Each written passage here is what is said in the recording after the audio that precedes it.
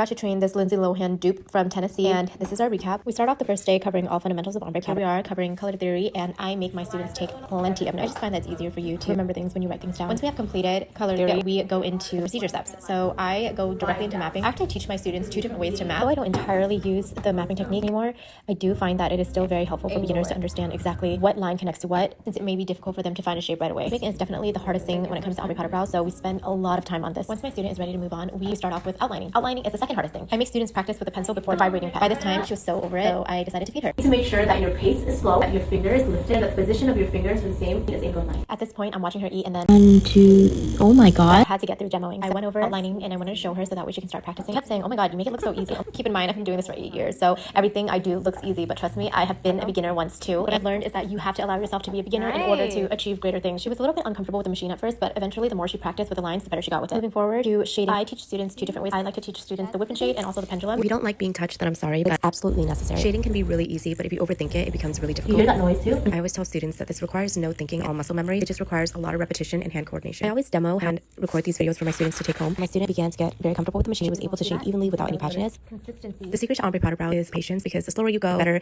your work is going to look. The later half of the training would be my live demo model, so we are preparing for her, and that's going to be the next video.